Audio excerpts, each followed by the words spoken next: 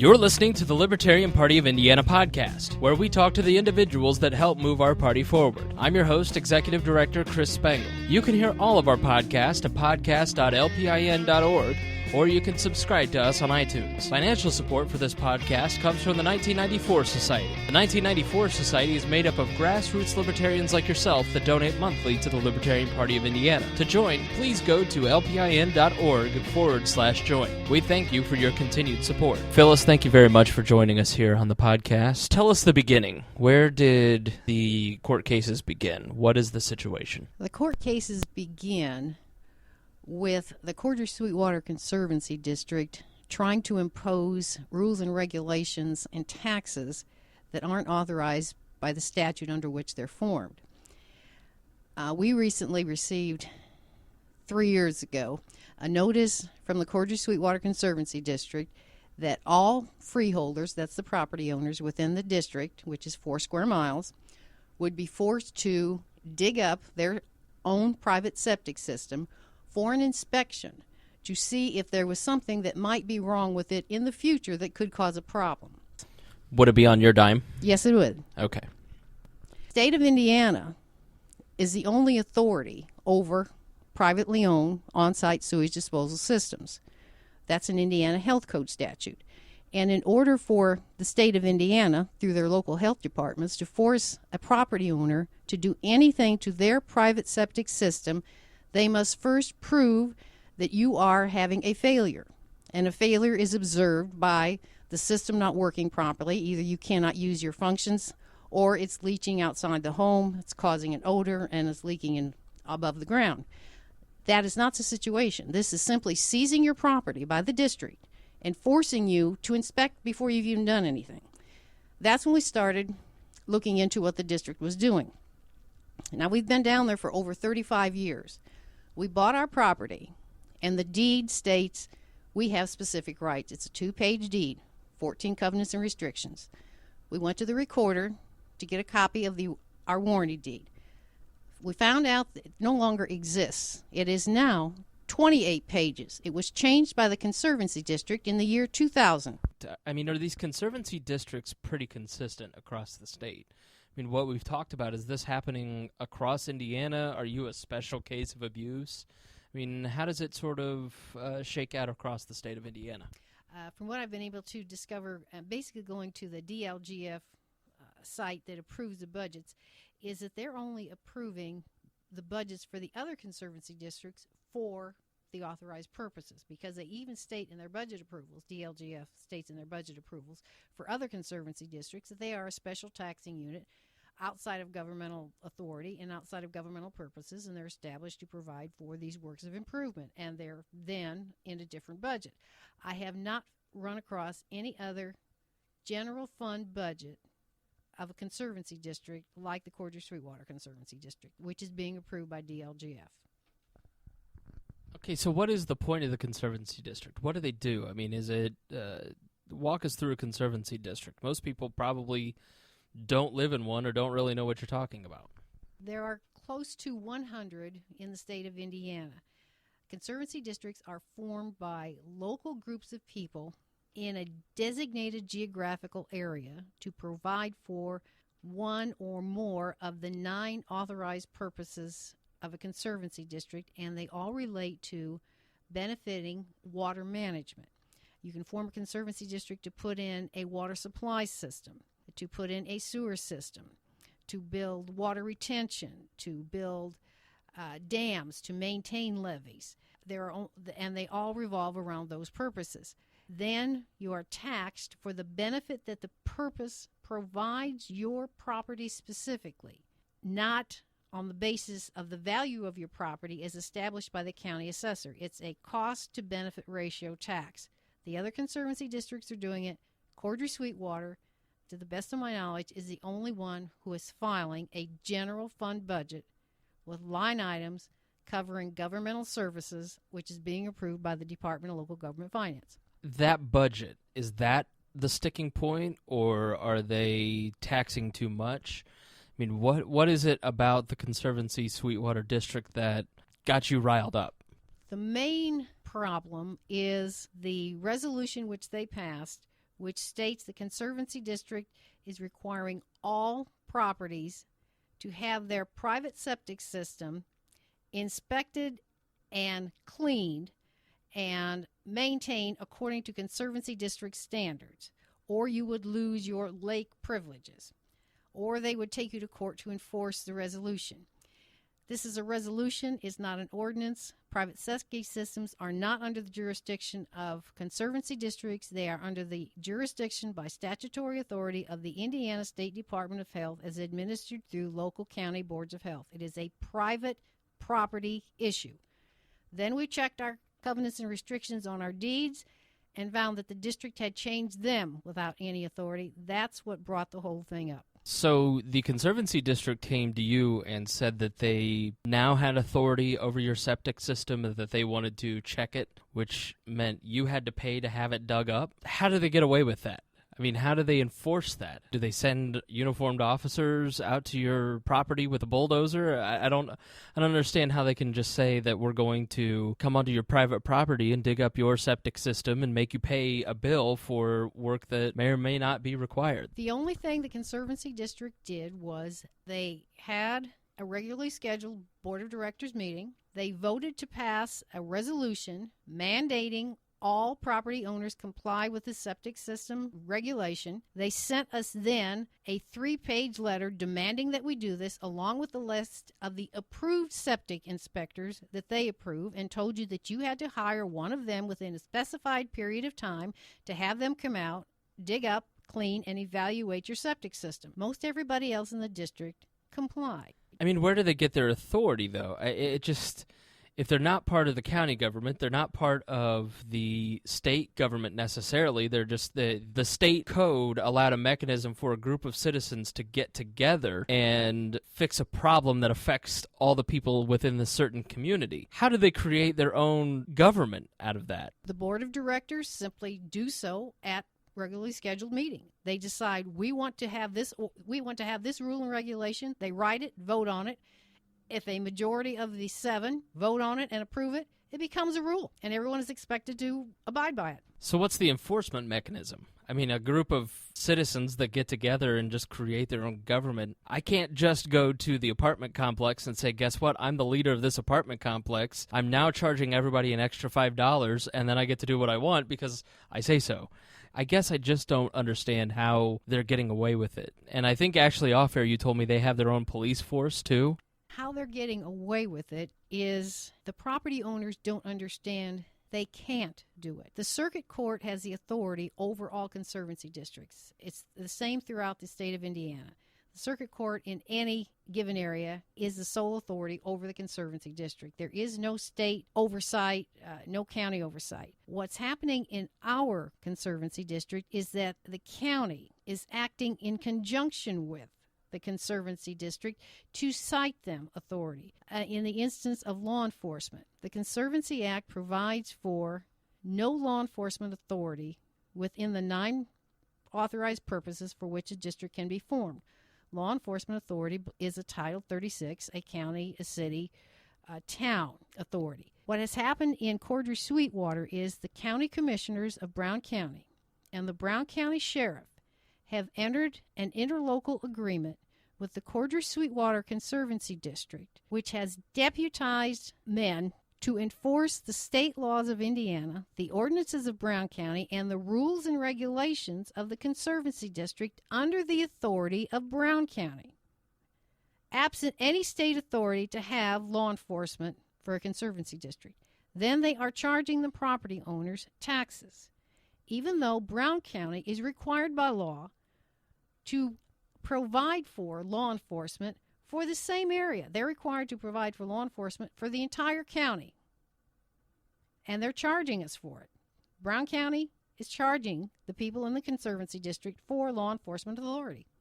So how many people are we talking? How many homes? How big is the district? The district is approximately 4 square miles, 3 of which is underwater because we impound 2 large lakes, Cordry Lake and Sweetwater Lake. Approximately 2,000 properties. Without going down to the county records, I couldn't tell you exactly. More than 50% are not full-time residents. They're owned by people who live in places like Indianapolis and Carmel and Zionsville, who have recreational homes down there. And it's fairly large. The last county valuation for the area that I saw was at $230 million. Okay, so we're not talking about it affecting a lot of people. It's clearly a case of runaway government in your area. How does this affect the person that might be listening in LaPorte, Indiana, or Clarksville? This affects the person who might be living in any place in Indiana, because we filed 2 lawsuits challenging what the Cordry Sweetwater Conservancy District is doing.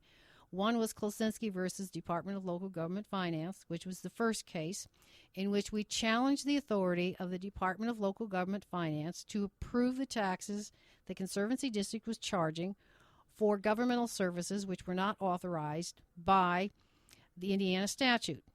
We were denied standing to object to those taxes because we did not own 10% of the value of the property in the Conservancy District, or 9 other property owners were not standing with us, which means an individual in the state of Indiana, according to the Tax Appeal Code, unless they own 10% of the value of property in the unit that is taxing them, has no right to have due process and appear before a court of law for a wrong done to them. They're saying that we have no right to appeal, to object to what they're doing.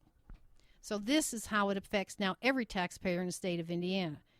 The second lawsuit, Klosinski versus CSCD, was just decided by the appeals court in the state of Indiana, which has now decided that just because we pay the taxes to the Conservancy District does not give us standing to object to the illegal activities, which means now that anyone in the state of Indiana could have that cited as precedent, that just because you pay the taxes, you do not have the right to object to your taxing unit's illegal activities or illegal taxation because the appeals court has determined it doesn't cause you harm.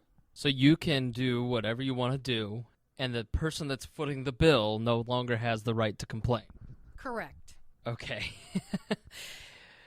This is the part where every libertarian listening to this starts scratching at their radio and just starts going nuts, because it's just, between the Barnes decision and then the case that came out the other day about a woman who had someone drive her home because she was inebriated. She was arrested for public intoxication, basically making the legal argument now that your car is a public place. Correct. And then the Barnes decision says that we don't really need warrants if we don't want a warrant. And then now we're saying because you pay taxes, you don't have a right to object to a legal activity that just because you're paying for it. Okay. And the Department of Local Government Finance, in its decision to us, has stated that they do not determine whether or not the taxes they approve as legal, that you must pay under penalty of law or lose your home, have to be legal in order for them to approve it. They don't have the authority to determine that the tax they approve for a taxing unit is legal for the unit to collect. All right, so you've sued. You've gone the judicial route. Let's talk about the other 2 branches. Have you talked to the legislative branch? How receptive have they been to your story? Do they understand it? The response from lawmakers is very confusing. We appealed to Governor Daniels, did speak with his executive assistant twice, was assured that the governor was concerned and would take it under advisement. Instead, we received a letter from the DLGF saying that the governor had sent the complaint over to them, which was the agency we complained about. And then the next time he sent us back to the DNR, which again was the agency we complained about. As far as our senator, at first Senator Simpson was helpful. She assured us that we wouldn't fall through the cracks. Then when the decision came down from the Supreme Court not to hear our case based on the merits, all of a sudden all communication with her was cut off.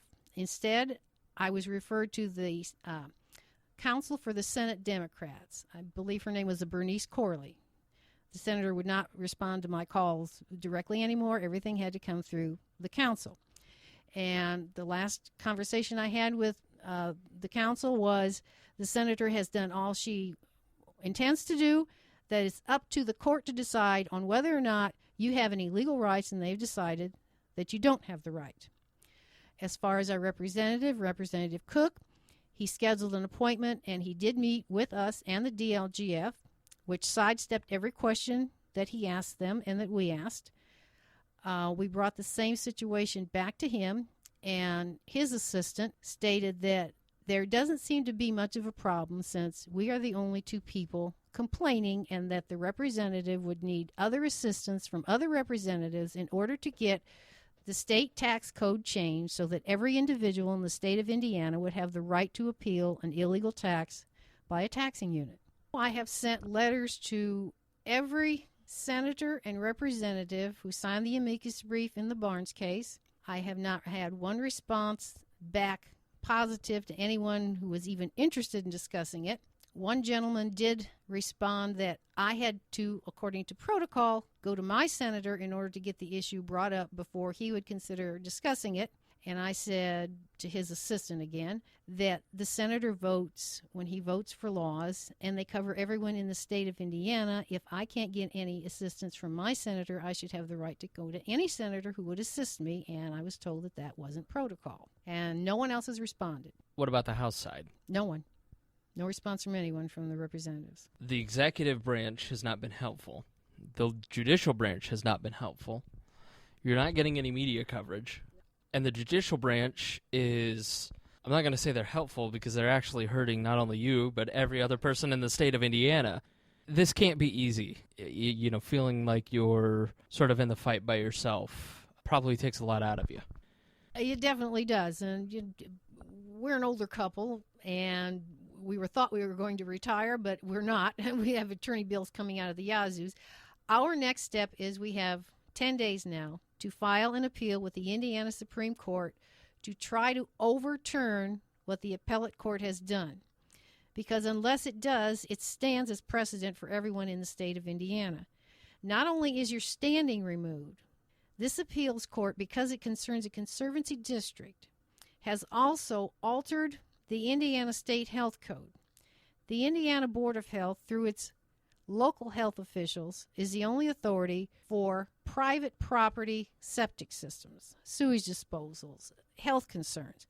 This appeals court ruling has now ruled that conservancy districts, because the statute says it shall be liberally interpreted, the appeals court has interpreted that to mean that conservancy districts now have the authority to control all collection, treatment, and disposal of sewage, even the collection, treatment, and disposal of sewage through private septic systems. There is no mention of IDEM standards, ISDS standards, or DNR requirements in this order, which means they could basically set up whatever standards they want. The Indiana Constitution requires conformity of law. Conformity of law means everyone is under the same Board of Health rules and regulations. Now we are not. So you mentioned that you're close to retirement age. I can imagine that being close to retirement age and knowing the cost of lawyers, I know how much money you must have spent, and I'm not going to ask you for a number, but why do you keep it going? Why keep fighting? You know, you're not getting help at any corner. What is driving you? Your home is your life. If they take that, you have nothing. Okay, that's pretty succinct. So your next step is to appeal to the Supreme Court of Indiana. How many more days do you have left? Is there anybody that, if they're listening, any help that you might need? What do you need from the listening audience to help fight this? Do you have a website? Do you have an email that you could give us? Do you have a lawyer that people could, is there a fund that people can help donate to pay for the legal bills? What action can our audience take? Well, we have never asked for assistance financially from anybody. I mean, we've had to remortgage the house in order just to keep going. I mean, Chris was kind enough not to ask how much, but it's well into the double digits. What I would like you to do, though, is to protect the rights of everybody in the state. We need to get the tax appeal law, which is currently on the books, changed so that you as an individual can appeal your illegal tax. I doubt very much that the Conservancy District in Brown County, Indiana, is the only taxing unit that is getting by with a tax that is illegal, because the DLGF is not looking at the legality of the tax the people are collecting. They are simply signing the budgets and approving them. We need to get that changed. I have tried my representative, my senator, the governor to get that changed. I have written to everybody. I'm appealing to each of you. Write them, call them, join with the LP, do whatever you can. And as far as donations, make the donations to the LP so that we can drive this initiative. They're the only people who have even shown any concern at all about getting this out. I have been to the Democrats. I've talked to the Senate Council for Democrats. They are not concerned at all about your constitutional rights. I have been to the Republicans. I have been to the governor. Those parties are not interested. Only the Libertarian Party has shown any interest whatsoever. So if you wish to make contributions, please do so to the Libertarian Party. Mike and I will survive somehow.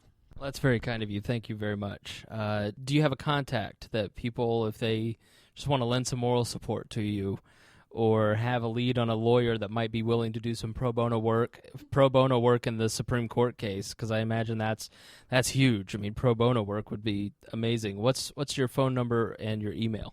My email is well known. We're all over the LLTT with that. It's ELEMENTALINTERP@AOL.com. That's Elemental Interpretations.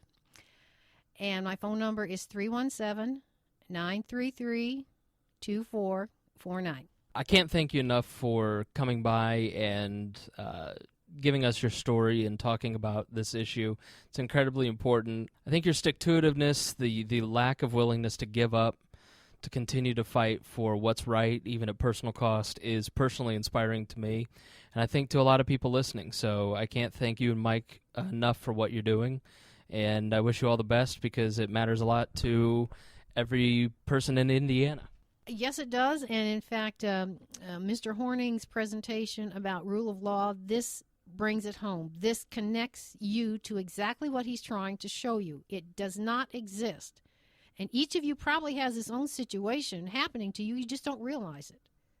So we need to get everyone involved and everyone to realize they need to question what their government is doing. They need to question that property tax bill. They need to question, what right do you have to tax me for that? Is that a service you're supposed to be providing? If not, you have a right to your money. You earned it.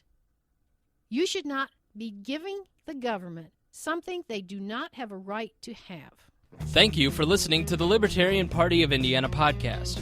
For more information, please visit us at lpin.org. Our music has been provided by Hoosier musician Brian Keith Wallen. To hear more of his music, please visit briankeithwallen.com or find him on Facebook. Thank you for listening. When you got November on your mind.